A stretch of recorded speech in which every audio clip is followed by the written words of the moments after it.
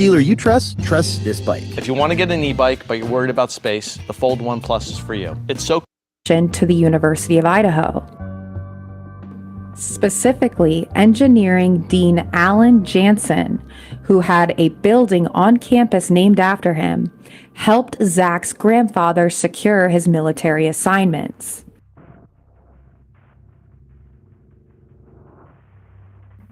These connections between intelligence, the university, and the military on both sides of Zach Cheely's family are profound, in my opinion.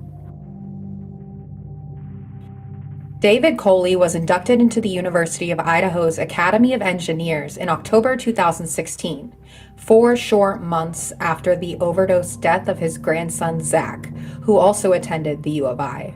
This Lifetime Achievement Award is actually a pretty big deal, as Coley was one of only 50 graduates to receive this distinguished honor.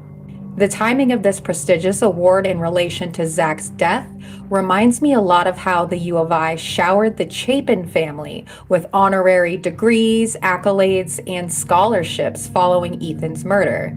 Just saying. Zach Cheely and Tucker Carlson come from affluent families with significant ties to intelligence agencies, especially concerning military communications during the Cold War. Where Carlson's family were involved in CIA-built propaganda campaigns targeting foreign and domestic populations, Cheely's grandfather was a straight-up spook, involved in gathering, intercepting, and infiltrating enemy communications. Both, however, played for the same team, the United States empire and the military-industrial complex, using subversion to achieve their objectives and psychological manipulation to manufacture not only consent, but applause from the masses.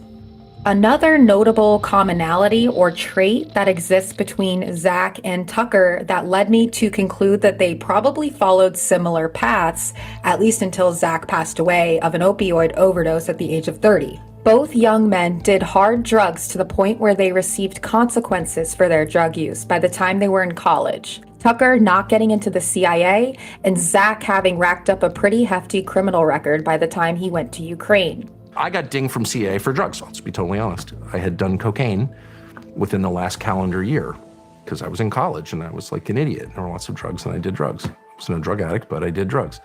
If we're to take Tucker at his word, we can conclude that a failed drug test or perhaps an unclean criminal record apparently wouldn't necessarily prevent a Nepo baby college kid with little career prospects from partaking in covert or intelligence operations. In other words, you can't work for us in a formal capacity, but we have no problem sending you abroad as a covert militant under the guise of seeking formal education abroad, especially if those individuals exhibit antisocial traits that would make them prime Manchurian candidate material. Anyway, you answer these questions as you know, and I'll never forget one of them was, and they're repetitive. They ask you the same question in a different form. And one of them was, I am fascinated by fire. I'll never forget that.